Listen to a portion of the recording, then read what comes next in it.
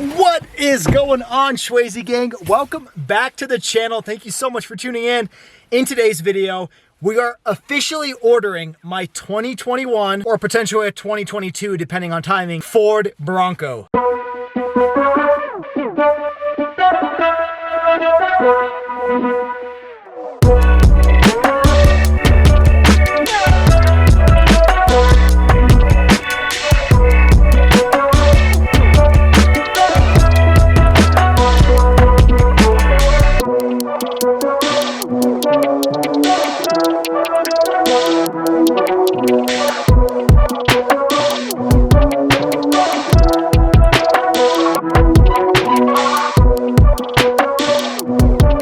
Alright, so I would say today is a very big day for the channel. It's something I've waited on since July of 2020, so it's been about like 7 months or so if my math is right. But today we are heading to West Valley Ford to officially order my Ford Bronco. And I'm not gonna lie, I am really excited. I don't really know why, since the Ford Bronco I wouldn't say is my like dream car like the Hellcat was or anything like that, but I am really excited because even as a kid I always wanted to have like this kind of BA off-roader, and I think the Bronco is like a perfect example of that. I really was into Jeeps and stuff like that, but there are so many around that it's kind of like a dime a dozen here in Utah, whereas the Bronco is going to be a little bit more unique, at least in like the first year or two before everybody else has them. And so I'm really excited to kind of show this thing off and get all the cool looks from avid off-roaders, and also be able to take this car off-roading, which is something I'm not very experienced in doing. I've gone off-roading a few times. I even took my fiance's previous Jeep Wrangler off-roading just a little bit, but I am by no means a pro. I am definitely a novice, and so I'm really excited to tune those skills and get them a little bit better when I take this car off-roading. And out of all the states that you could live in, Utah is probably one of the best when it comes to off-roading trails and routes, and so I'm really excited for that. But that's still a long ways away, considering the car probably won't be here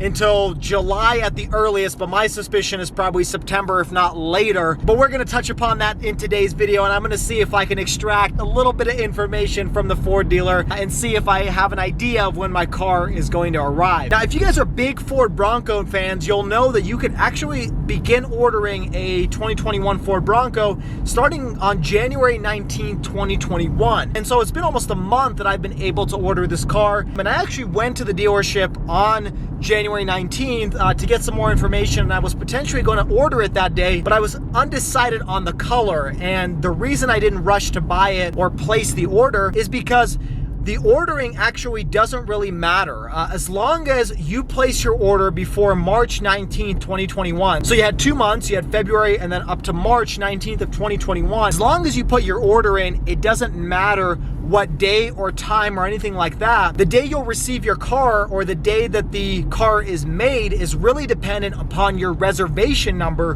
which you put in when you reserved the car back in July or whenever you did it. And so the day of placing the order actually doesn't matter. Now, knowing this information, I kind of wish I put my reservation in a little bit earlier. If you guys are a longtime viewer to the channel, you'll know that I put the reservation in on my Bronco about 1 week after it was officially open for reservations. And so I'm definitely not at the very top of the list, but I will mention that there are certain trims and packages that are going to be delayed until 2022. And I believe the Sasquatch package is one of those that if you want those on your car and you were the very first reservation on the very first day, you still may not get your car compared to someone who put their reservation in like a month after you did. It really does depend on the supply of products they have. Now, fortunate for me, I am not ordering the Sasquatch package, and I'll talk about why I decided what packages I'm ordering in a future video, and I kind of touched about that in the video where I placed the reservation. But I am hoping that based on the packages and trims that I have reserved, I won't be super delayed. And even though the reservation is a week later, I still hope I will be one of the early ones to get a Bronco, but time will tell. Now, in all honesty, I am actually really pleased with the ordering process that Ford created. I had previous experience trying to or inquiring about ordering a car. I did that with the C8 Corvette. I was really curious what the ordering process would be like, and so I reached out to a bunch of different dealers, and Chevy led a much different approach to ordering cars. They actually relied on the individual dealerships to hold the reservation, reserve it, and place the order for the car. Whereas Ford is doing more of a centralized approach where the manufacturer is really organizing this whole thing. And I think that makes more sense because that way you don't have one dealer doing one thing, another dealer doing another, and just because you were lucky and you had a good dealer, you were able to get the car earlier.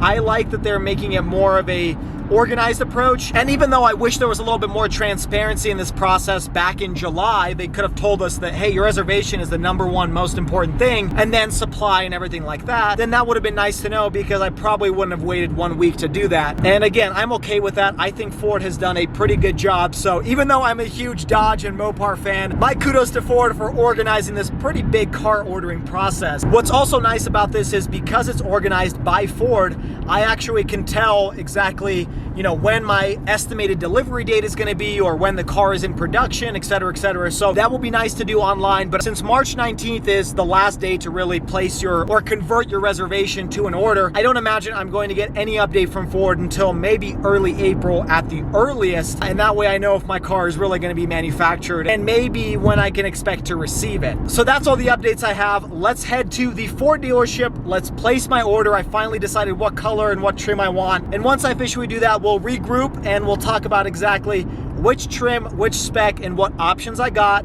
as well as what my expected MSRP is going to be. All right, I'll see you in a minute.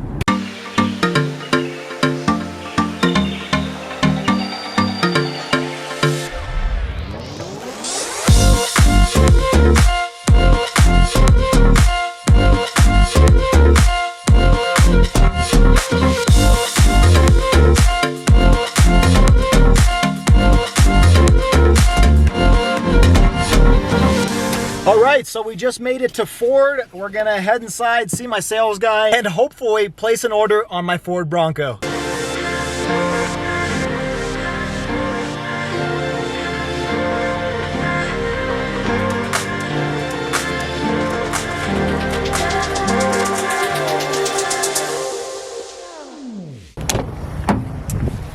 Alrighty, ladies and gentlemen, we just officially ordered my Ford Bronco. Now, I'm sure you can tell by the excitement in my face and the voice, but here is the order sheet.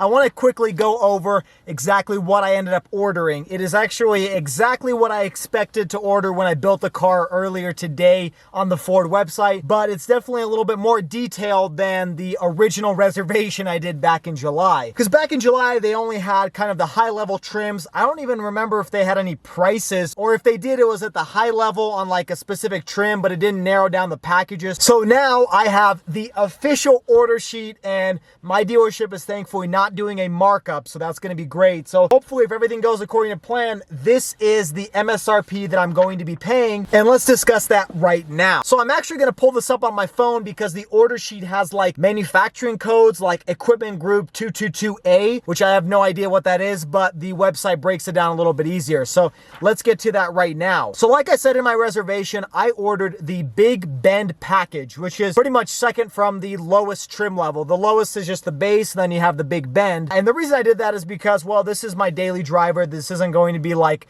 my Hellcat or anything like that, which is my primary, you know, everything goes into that type of car. And to be a daily, it kind of has to be somewhat affordable. And so that's why I picked the lowest trim level that has kind of the packages that I want. Now for the color, on Instagram, I actually posted a poll for you guys to let me know what you prefer. There was antimatter blue, cactus gray, area 51, and velocity blue. Now the color I ended up going with is Area 51. Not only do I really love the name, but I also really like the color. I like that old retro type of light blue or sky blue color. I think it's gonna look really good and kind of relate to the old 60s Broncos because I feel like they had a very similar color for those cars as well. Now, I kept the regular 17-inch gray aluminum wheels. I kept the regular tires, the all-terrain 255 R17 tires. I can always upgrade those things in the future, and I plan to. I stuck with the soft top, which is just black cloth, because in the future I may upgrade to a hard top, but those are again accessories I can buy later. The only real option I got was the remote start system, which comes with the mid package. So every Big Ben comes with a standard package, and then you can buy the mid package, which upgrades it to remote start. I think it includes like blind spot monitoring and some other safety features as well. But the remote start and the heated seats were really my go-tos for getting the mid package. I didn't really care that much about all the other stuff that came in it, but those are two things I wish I had in my daily driver, and I wish I had in this RAV4 and I didn't get. And so I felt like it would be better to opt for those features and not regret it later in the future when I actually get the car. Now, one other option I got was the headlamps with the LED signature lighting. So I really like how the Bronco looks with the LED lighting. I think they all come with LED, but the LED signature lighting comes with this cool LED strip that goes about a quarter way into the grille on both sides. And I think it just adds this really cool look to it. And it's $795, so I didn't want that to really be the big difference between me loving the car and me just liking the car. For the interior, I included the black onyx seats, but they were in medium sandstone color, so it has this little brown color to it. I'm not sure how that's actually going to look in person,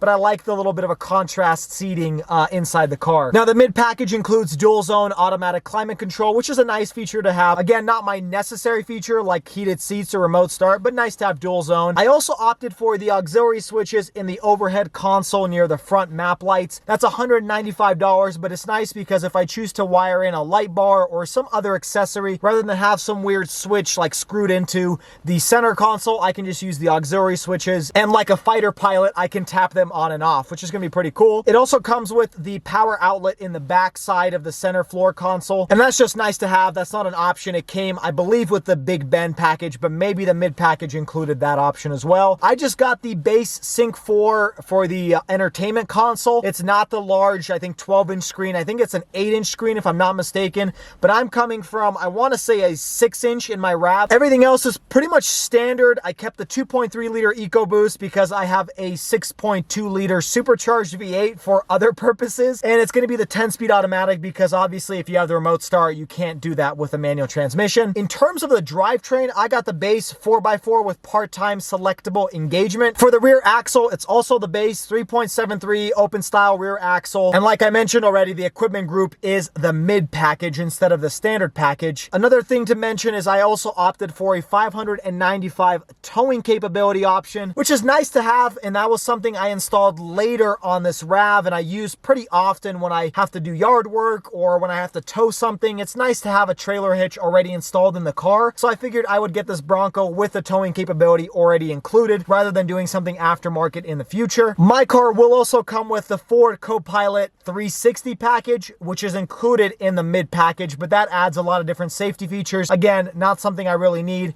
I just really wanted the heated seats and the remote start. So that is everything for the car. I apologize that some of those were repeats. I was just following along with the webpage as I was scrolling through my build, but the final out the door price is $42,050. That should be the price when I come to the dealership, you know, in 6 to 8 months or whenever the car actually arrives. I hope they don't play any tricks on me because now it's pretty set in stone, but I still haven't decided if I'm going to be financing or leasing this car. There are some advantages to both, like I've mentioned in previous videos. That is a decision I'm going to have to make when the car actually arrives on the dealer lot. The next steps are, well, pretty much just to wait and see. I already received an email from Ford telling me the process, and essentially I'm going to be kept in the loop by my dealer and also by the manufacturer. And Ford tells me they're going to send me an email when my Big Ben Bronco is scheduled for production, when it's built, and when it's ultimately being shipped from the manufacturer. This is a whole new thing for me. I have never actually ordered a car. I bought a few new cars in my past, but I've never ordered one, and so I'm really excited. It's really cool. It almost takes some of the weight off my shoulders because this car is finally ordered and built exactly how I want, and now I just have to sit back and wait, and then once the car gets here, I'll have to try to negotiate if I can or determine what my monthly payment is going to be. But for the most part, I'm pretty much done with the car shopping process. As soon as I get updates from my dealer, I will keep you guys in the loop and let you know when to expect this new car to arrive. I am hoping that it happens before September because that is when my lease for my Toyota ends, and either I have to buy it out or sell it or trade it in. And so having a replacement car around that time period would be great. But I hope you guys enjoyed today's video. If you did, don't forget to hit that like button. Make sure you subscribe and hit that notification bell so you can stay up to date on all of the Hellcat